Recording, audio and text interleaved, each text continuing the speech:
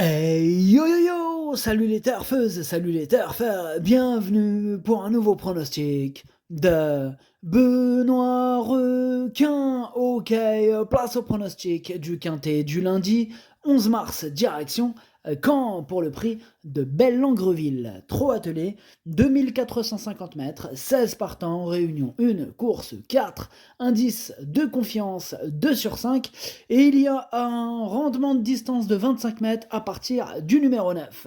Petit retour sur le quintet du dimanche 10 mars. Dans mon pronostic, je vous ai donné le quintet en 5 chevaux. Ça fait plaisir, il y a des résultats, on continue comme ça. Et je souhaite bien sûr un bon ramadan à ceux qui le font. Ok, c'est parti, on commence le pronostic et on commence avec le numéro 1, Omar Land, et on écoute l'entraîneur Lionel André Martin. Eh bien, Omar Land, il reste sur de bonnes courses, hein. Il a terminé à chaque fois dans l'argent. Ici, il aura l'avantage de partir en tête. Alors, il va apprécier la grande piste de Caen, où il a déjà réussi d'ailleurs. Il est en forme, il va fournir sa valeur. Cela dit, comme souvent, hein, le déroulement de course aura son importance. J'espère que ça se passera bien. Eh oui, Lionel, en effet, hein, tout sera une question de parcours et ça vaut pour tout le monde. Bref, moi ce numéro 1 me plaît beaucoup et je l'ai mis troisième. On passe au numéro 2, Groupie Duquesne, et on écoute Pierre Well. Groupie Duquesne a couru à Cherbourg en vue de cette course, hein.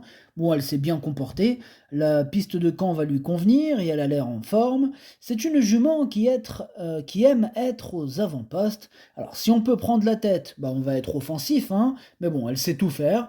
Je pense qu'elle détient une chance et je serais déçu de ne pas finir dans le Quintet Plus. Ouais, et ils sont nombreux qui vont être déçus du coup s'ils ne sont pas dans le Quintet Plus.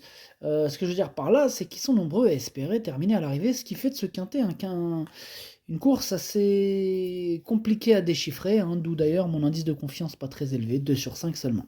Donc, revenons à notre numéro 2 que j'ai retenu, mais en toute fin de combinaison. On passe au numéro 3, gagnant de Briqueville, et on écoute Mademoiselle Aude Lemoine.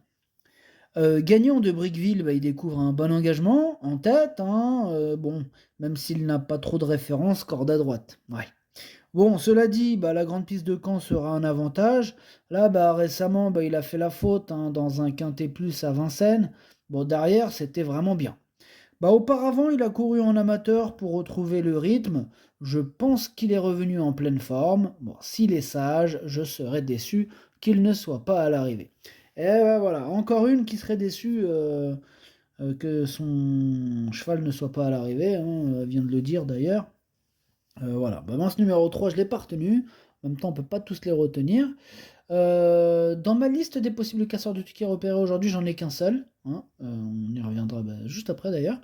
Donc ce numéro 3, voilà, on va juste s'en méfier, je ne l'ai pas retenu. Pour les amateurs de cotes, les amateurs de champ réduit, en cas de défaillance, il peut pointer le bout de son nez. Voilà, il sera à l'affût de la moindre défaillance. On enchaîne avec le numéro 4, elle est d'Ourville, et on écoute Pierre Well. Elle est d'Ourville, elle a été un peu malade au cours de l'hiver, bah, du coup on a un peu de mal à la retrouver. Le dernier coup à Amiens, bah, ce n'était pas évident aux 25 mètres, mais elle ne courait pas terrible. Bon, ici elle aura l'avantage de partir en tête. En théorie, elle détiendrait une première chance, hein, selon moi, mais bon, il faut qu'elle nous rassure, hein, car sa forme elle est sujette à caution. Ouais, il a l'air déprimé, Pierre Well. En même temps, casse un peu la tête, elle est d'Ourville, hein, en ce moment. Ouais. Ah ouais, on sait pas trop quoi penser. En tout cas, ce numéro 4, moi je l'ai pas retenu non plus. Il est tout seul sur ma petite liste des possibles casseurs de tickets repérés, donc il est capitaine, hein, capitaine de la liste, hein, tout seul. Capitaine, mais bah, sans matelot, hein, mais bon, capitaine quand même. Bref, on passe au numéro 5, Fabuleux Deschal, et on écoute Julien Sébastien Cormy. Fabuleux Deschal, il découvre un bon engagement en tête avec des chevaux de sa catégorie. Récemment, bah, il a bien couru à Vincennes, hein, dans un quintet plus, hein, il a fini troisième. Bon, c'est lui qui a supporté tout le poids de la course, hein. Alors là, il va se présenter en pleine forme, hein. Une nouvelle fois, j'ai donc fait appel à Eric Raffin. On y compte, hein.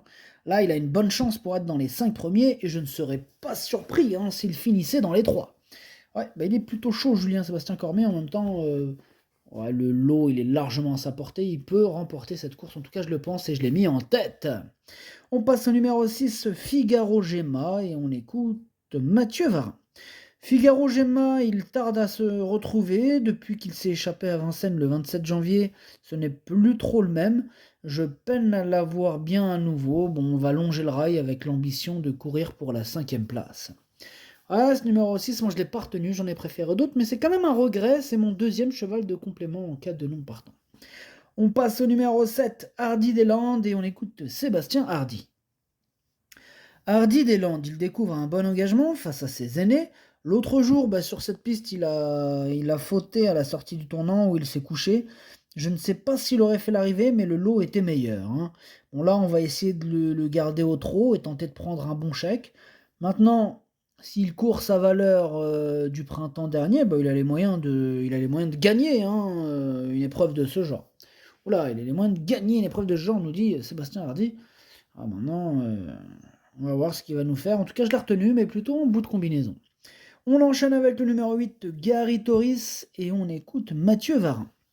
Gary Toris, il travaille très bien le matin et il est très bien engagé dans cette épreuve. J'ai d'ailleurs attendu cette course depuis qu'il est arrivé à la maison. Là, il va s'adapter à cette piste de Caen, hein. Corde à droite en plus. Ouais, ouais. Bon, tous les feux sont au vert. Je serais déçu s'il n'était pas dans les 3-4 premiers. Ah Mathieu, il est super chaud avec ce numéro 8. Moi aussi, plutôt chaud. Voilà, bon, c'est pas non plus un penalty, mais voilà, moi je le vois pour je l'ai mis quatrième, donc je le vois assez haut quand même, hein, par rapport à d'autres. Mais après, c'est un quintet un peu bizarre, hein. C'est pas des foudres de guerre non plus qu'on présente là, hein. Donc pour ça que ça peut un peu partir dans tous les sens, hein. C'est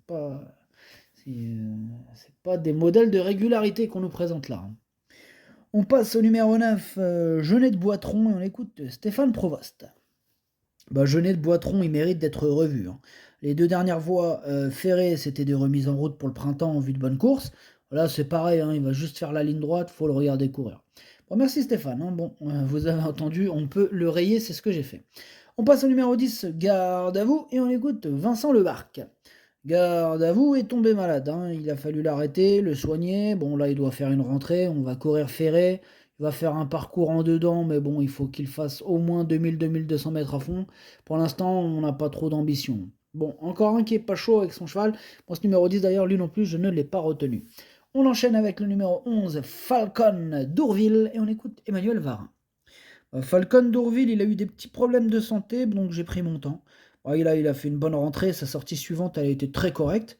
Il devrait monter là-dessus, hein. Il aime bien la piste de Caen et c'est vraiment sa distance, il peut prendre une place. Ouais, je pense aussi qu'il peut prendre une place, je l'ai gardé, je l'ai mis 6ème.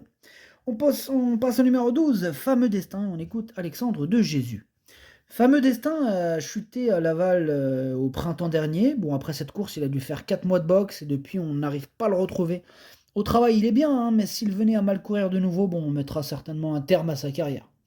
Oula, ah oui, il n'est pas content Alexandre de Jésus. En tout cas, ce numéro 12, je ne l'ai pas retenu, à faire d'impression, question de feeling, en cas de défaillance, pour les amateurs de champ réduit, les amateurs de cote, hein, vraiment, question de feeling. On passe au numéro 13, Détroit Ice, et on écoute Damien Lecros. Ouais, Lecros. Détroit Ice, il vient de bien courir à Laval, hein, une nouvelle fois, je pense qu'il va bien se comporter. C'est un vieux serviteur, hein. Tant qu'il a la santé et la forme, il va continuer la compétition. Je pense qu'il est à 100% pour cette course. Cela dit, aux 25 mètres, ce ne sera pas facile, hein. En cas de défaillance des favoris, il peut compléter le quintet. Ouais, moi, ce numéro 13, comment dirais-je, c'est celui qui m'embête le plus, c'est lui mon gros regret, c'est lui mon cheval de complément 4 non partant. Attention, possible cassage en vue. On passe au numéro 14, Forever JL, et on écoute Jean-Luc Dersoir. Forever JL, il s'est retrouvé loin en dernier lieu, hein. Il a couru de manière assez honorable. Bon, certes, on n'a plus trop de marge, mais il est bien. Il tourne bien à droite, étant presque meilleur d'ailleurs. Là, à 25 mètres, à Caen, ils font un bon parcours, hein, mais si ça se passe bien, il peut s'immiscer en fin de combinaison. Quoi, en fin de combinaison? Moi, je le vois aux premières places, numéro 14, hein. Je suis pas d'accord avec l'entraîneur. Moi, je l'ai mis deuxième. On passe au numéro 15, Falcon d'Espace. On écoute Sébastien Garato. Falcon d'Espace, il n'a pas été revu depuis plusieurs mois. Là, il s'agit d'une véritable course de rentrée. Bon, il rend la distance, il affronte les jeunes, il va garder ses fers. Bon, faut le revoir, hein. Ici, ses chances sont vraiment très, très limitées, hein. Il n'a pas dit très limité, il a dit très très limité. Hein. Vous voyez à quel point il est pas chaud. Bah, moi non plus, hein, et je l'ai pas retenu. On termine avec le numéro 16, Gala de Crène. On écoute Ernaud Ziermet. Bah, Gala de Crène, il a été déclaré non partant à la suite d'un abcès à un pied. Bah, il n'a pas pu s'entraîner pendant 15 jours. Bon, c'est vrai que l'engagement il est favorable, hein, mais il risque de manquer d'un peu de travail pour défendre ses chances. Bon, cela dit, je l'estime à un bon 80% de sa forme. Hein. Il n'aura pas l'opportunité de faire le fort, mais une place est jouable avec un bon déroulement. Ouais, 80%, et sur sa classe, il peut largement terminer à l'arrivée, à mon sens, et je l'ai retenu et je l'ai mis 5e. Le pronostic, ça donne 5, 14, As, 8, 16, 11, 7, 2. Merci d'avoir suivi cette vidéo. N'hésitez pas à mettre un pouce bleu si la vidéo vous a plu. Pour accéder à tous mes tickets pour la course du Quintet, rendez-vous directement en description de la vidéo. À jouer avec modération. Bonne chance. Chopez-le moi. Ciao.